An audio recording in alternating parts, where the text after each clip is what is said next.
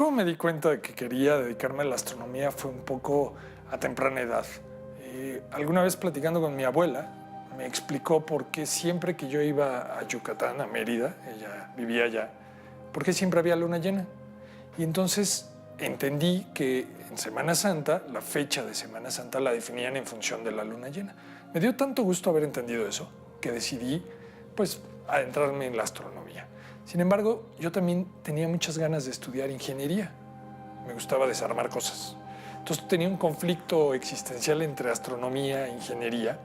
Y un día fui a un puesto de periódicos, me encontré justamente con la revista El Universo de la Sociedad Astronómica de México y, hojeándola, resulta que venía un artículo de cómo construir tu propio telescopio. Empecé a construir mi propio telescopio y al final del artículo venía una nota que decía, yo tenía 16 años, venía la nota que decía, si tienes dudas o quieres más detalles, asiste al Instituto de Astronomía de la UNAM para que te ayuden. Entonces decidí ir, preguntar y mi vida cambió porque ahora me dedico a lo que es la astronomía diseñando instrumentos astronómicos. La Sociedad Astronómica de México, ubicada en la colonia Narvarte del Distrito Federal, es la más antigua y de mayor tradición en el mundo. Este observatorio tiene el nombre de Otón Betancourt.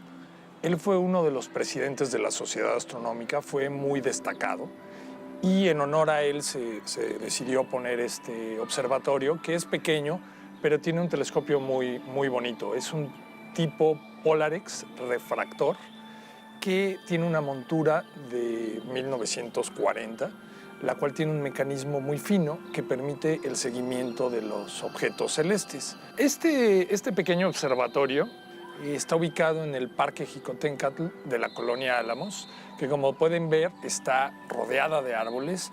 Y entonces, bueno, ese hecho que en esta terraza del edificio de la Sociedad Astronómica de México la gente, la sociedad civil pueda venir y utilizar este telescopio, pues le daba un valor agregado muy importante. Estuvo en el olvido. Y en el momento que entramos, que por cierto no teníamos la llave, tuvimos que abrir con un cerrajero, pues resulta que entramos y había cientos de arañas. Y bueno, sacamos 400 gramos de telarañas. Y obviamente el telescopio pues estaba muy sucio y bueno, ya actualmente lo logramos limpiar y está totalmente en operación. El auge de las ciencias físicas a finales del siglo XIX despertó el interés en las mentes científicas. Por ello, la sociedad fue fundada en 1902 con el ideal de enseñar y comunicar la belleza de nuestro universo. La historia de la Sociedad Astronómica de México es amplia, tiene más de un siglo de existencia. Se fundó en 1902 por el profesor Luis G. León y tiene una interesante historia atrás. La primera sede de la sociedad fue en el barrio Bravo de Tepito, ahí donde todo mundo piensa que hoy día es muy peligroso transitar. Bueno, en esa época, a principios de 1900, era la zona donde estaban las casonas grandes, hermosas, bien. La gente que tenía el dinero para tener una casa, ahí vivía. Y la primera sede fue en casa del fundador. Con el paso del tiempo, pues decidieron que había ya demasiada luz y migraron muy lejos hacia la colonia Álamos, 4 estaciones del metro actualmente. Y bueno, en su época, en el Parque del Estudiante, tuvieron una fila de 6,000 personas para observar la luna en un eclipse con uno de los primeros telescopios profesionales de la época que tuvo la Sociedad Astronómica de México y que fue un exitazo. Y en este edificio pues se construyó nada más ni nada menos que el primer planetario de Latinoamérica. Se construyó una biblioteca, un taller de óptica, un taller de mecánica, se hizo un aula de actos bastante interesante con capacidad de 100 personas y bueno, dentro de todo lo que hay aquí embebido en este edificio está uno de los telescopios que donó Luis Enrique Erro en 1946. Pasó el tiempo, la sociedad llegó a tener más de 1,000 socios inscritos con actividad continua y en algún momento pues creció tanto la gente, pasó por aquí Porfirio Díaz, Francisco I. Madero, Gabilondo Soler, Cricri, Amado Nervo. Y bueno, llegó un momento en la historia que le pasó a la sociedad un poco lo que le pasó a muchas instituciones en México. Perdió fuerza, la gente se cansó Y a finales de los 90 fue cuando mucha gente, muchos de los socios, empezaron a migrar. Se fueron simplemente por diferencias culturales o porque simplemente se cansaron. Y en 2009 el edificio estaba prácticamente en abandono. Esta es la bodega actualmente de la Sociedad Astronómica. Antes era la oficina, pero con el paso del tiempo esta oficina estaba en un estado terrible. Imagínense una alfombra con 40 años sin haber sido limpiada, un plafón que data de los 40, el cual ya estaba todo húmedo y se estaba cayendo. Y al quitar el plafón, pues nos dimos cuenta que el techo estaba totalmente pandeado. Entonces tuvimos que poner 2 refuerzos, 2 viguetas, precisamente para evitar que se cayera. Y poco a poco, lo que hicimos en este lugar fue ir guardando, clasificando todo el acervo de la sociedad. Al principio fue muy deprimente, porque todo estaba en muy mal estado en el edificio. Sin embargo, fue una gran oportunidad para ir conociendo la importancia de este lugar. Fuimos guardando todo lo que estaba regado, tirado, desperdigado. Aquí tenemos unas joyas históricas. Tenemos desde una carta de Porfirio Díaz pidiendo disculpas a principios de 1900 porque no iba a poder llegar a una de las reuniones de los miércoles a las 8 de la noche a la plática. Entonces pedía disculpas, puño y letra, sello de gobierno y su firma. También tenemos una serie de fotografías que muestran a lo largo de todo un siglo los eventos que ha organizado la Sociedad Astronómica. Entonces, bueno, hay unas fotos hermosas de gente que se vestía elegantemente y bueno, tenemos un busto de Vicente Sousa, que fue el patrocinador del planetario que les comentaba, del primer planetario de Latinoamérica, que por ahí está el busto. Tenemos este bello telescopio, que es un telescopio tipo Schmidt, que tiene la posibilidad de meter una placa fotográfica. Ese se usó mucho aquí en estas instalaciones y tenemos más de 500 placas fotográficas que muestran el cielo como se veía pues hace 50 años aquí desde la Ciudad de México. Todas ellas son una joya que atesoramos mucho y están muy bien resguardadas. También tenemos aquí el acervo de las revistas de El Universo, que cabe mencionar que es la primera revista de divulgación astronómica que se editó en el país e incluso en América. Tiene el objetivo de llevar la astronomía a todo mundo y nace en 1902. También algo interesante es que tenemos todos los presidentes, que están por acá atrás, todos los presidentes que han pasado por esta sociedad, todos están hechos a lápiz y tenemos más de 50 expresidentes. Bueno, este telescopio es un telescopio tipo reflector. Esto es que tiene un espejo que es el que concentra la luz en este lugar para observar los astros, los objetos celestes. Este telescopio fue diseñado por Fecker en Estados Unidos en 1940 y fue adquirido por Luis Enrique Erro. Él hizo la donación a la Sociedad Astronómica de México a mediados de los 40 y dio varios cursos aquí con este telescopio. Hay unas fotos de época en los periódicos hermosas donde sale un colegio de monjas, las niñas aquí, la monja viendo cómo observaban un fenómeno durante la noche. Este telescopio estuvo abandonado mucho tiempo, incluso pues en algún momento lo desarmaron y lo bajaron los socios antiguos y de repente se lo robaron.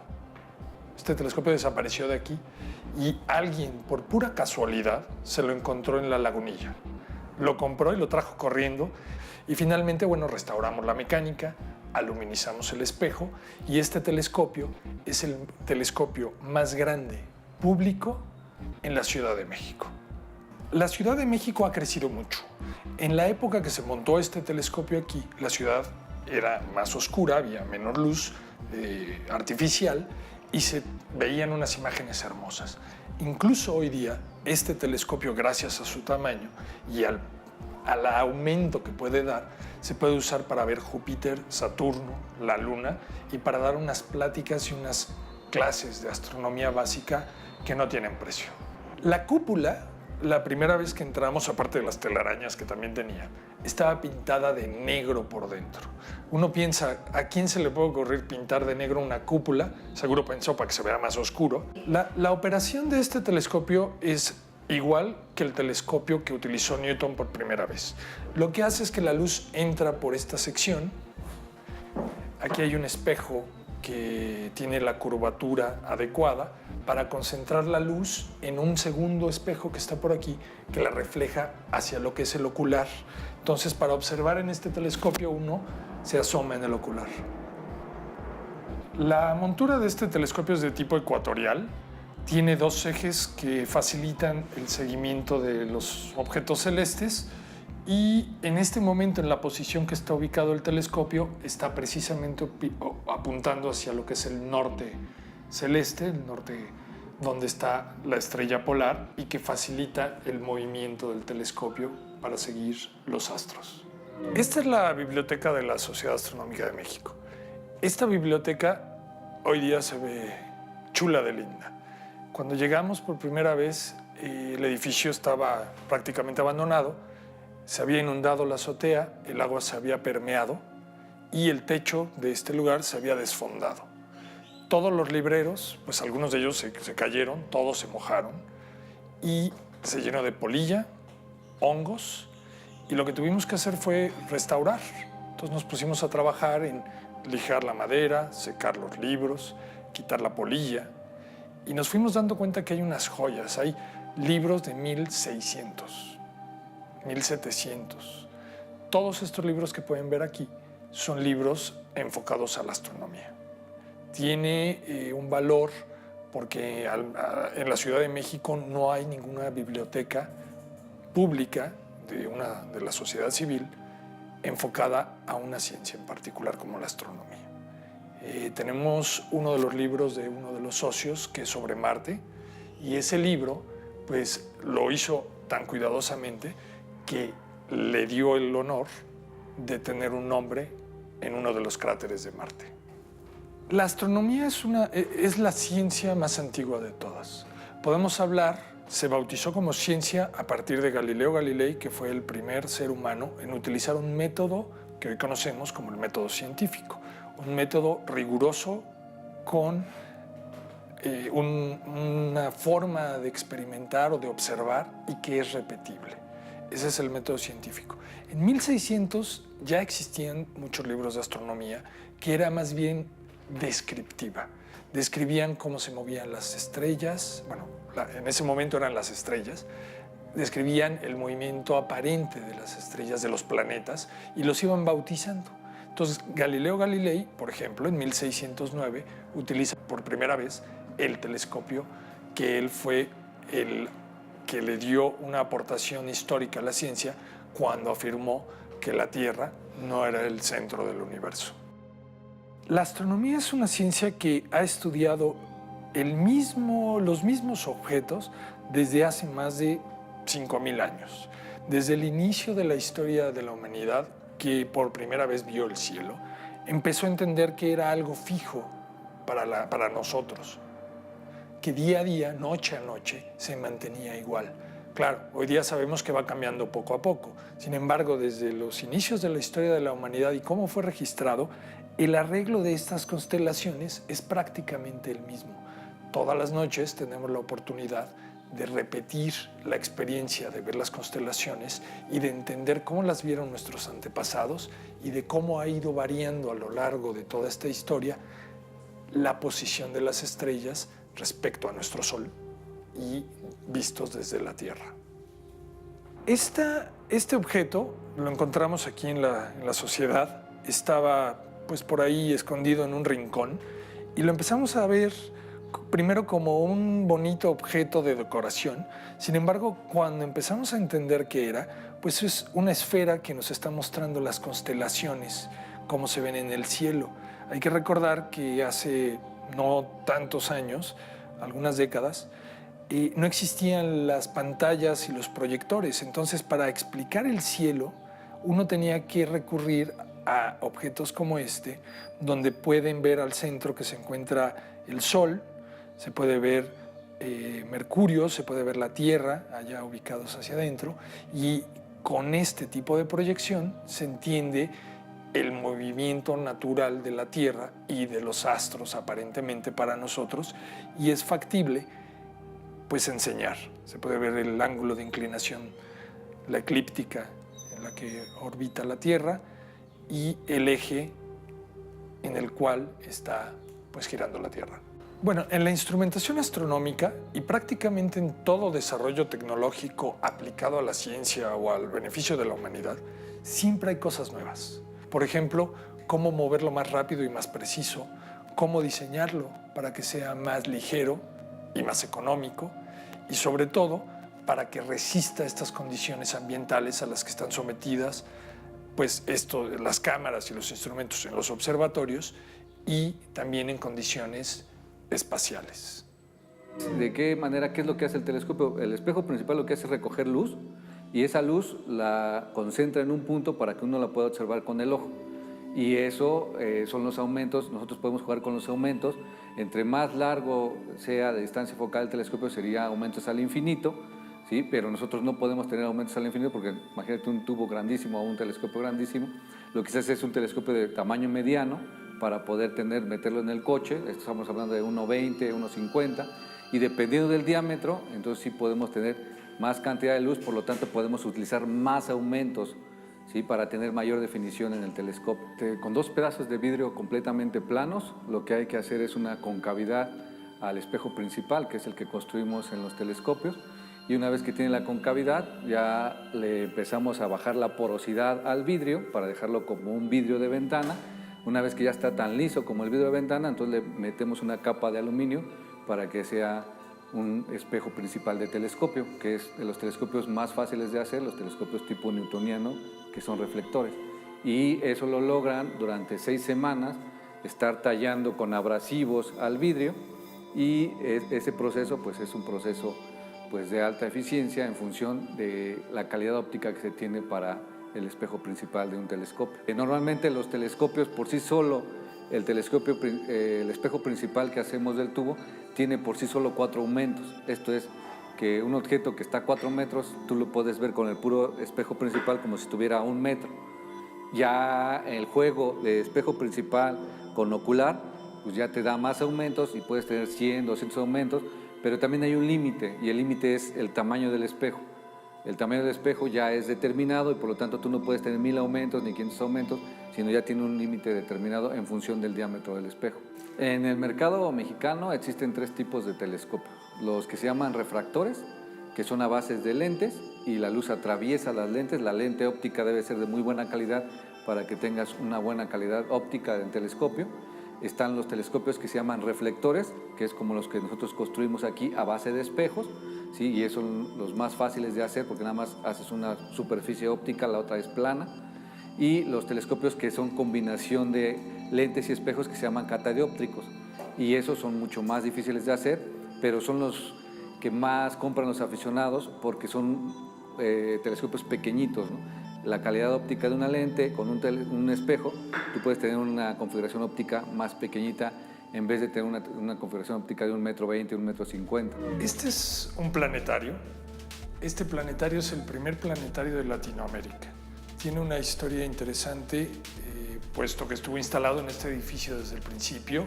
Es de la marca Spitz y fue construido en Estados Unidos. Es uno de los 50 planetarios que hicieron en esta serie y fue comprado por Vicente Sousa. Este tipo de planetarios se llaman optomecánicos. Eso quiere decir que tienen un vínculo entre lo que es la óptica y la mecánica, y lo que hacen es que en una bóveda proyectan el cielo como se verían, los objetos celestes como se verían. Por aquí pueden ver que tiene una serie como de salientes, son unos pequeños lentes. Entonces lo que hace este sistema es que dentro tiene un foco con mucha iluminación que proyecta a 8 metros en una bóveda pequeños puntitos de luz que asemejan nuestro cielo, lo que se ve en la noche. Podemos ver las constelaciones, Orión, Géminis, Piscis, todas estas constelaciones se ven increíbles, y una de las grandes cualidades que tiene este sistema es que tiene muy alto contraste. puesto que la luz que está allá adentro solamente sale por estos pequeños orificios. Entonces, cuando uno está observando en esta bóveda el reflejo, la iluminación de las constelaciones, es lo más parecido a estar en un lugar oscuro en la realidad. No ves nada más que el cielo estrellado. A diferencia de los proyectores digitales actuales, no logran hacer eso, porque cuando tienes un proyector que ilumina el color negro, y lo dije correctamente, ilumina un color negro, ya no es negro, ya no es oscuro, tiene cierta iluminación. Entonces la experiencia de ver en un planetario como este es mucho más nítida y real que ver en los proyectores digitales actuales. Este planetario también tiene una historia curiosa, puesto que la empresa Spitz, que los fabricó en los 40s, ya nos escribió 2 veces contactándonos porque lo quiere comprar para tenerlo en exhibición en una especie de museo que tienen allá, porque este está completo y funciona completamente. El precio, el costo de un instrumento como este, hoy día ya no le puede poner uno un número. Por un lado porque tiene historia, por otro lado porque ya no los fabrican. Y para fabricar uno de estos los tienes que hacer en serie. No puedes decir voy a hacer uno y fabricarlo, porque las piezas son muy especiales. Entonces tienes que hacer el molde para hacer la fundición y tienes que lograr un conjunto de componentes que ya no existen. Entonces el costo yo no me atrevería a dar un número porque es invaluable. Sin embargo, sustituir este por uno digital, que son los actuales, el más económico del mercado cuesta alrededor de 350,000 pesos. Y de ahí pues va subiendo el costo en función del contraste que quieras dar y de la iluminación. Los proyectores que usan en los lugares más modernos y actuales en el mundo, pues cuestan millones de dólares. Bueno, este es un ejemplo de lo que es un telescopio reflector y también es un ejemplo de la forma en que se puede aprender la astronomía y la ciencia de una manera diferente. Este telescopio lo construí yo y básicamente tiene una montura que te permite mover el telescopio, un tubo de PVC, un espejo hecho a mano, con materiales muy económicos y entonces tiene un valor agregado. Aprendiste a hacer tu telescopio, sabes cómo funciona y te permite ver el universo de una manera diferente. No es lo mismo ir a observar en un observatorio, comprar un telescopio y observar, que construir tu telescopio y hacer las observaciones tú mismo. La Sociedad Astronómica de México tiene abierta la puerta a todo mundo, desde el astrónomo que no sabe que quiere ser astrónomo hasta el astrónomo que ya es profesional. Como su nombre lo dice, es la Sociedad Astronómica de México. Para concluir, podemos decir que este instrumento nos permite ver el universo, es una ventana al universo, pero también nos permite entender cómo la capacidad del ser humano ha llegado a esto y a entender la naturaleza misma.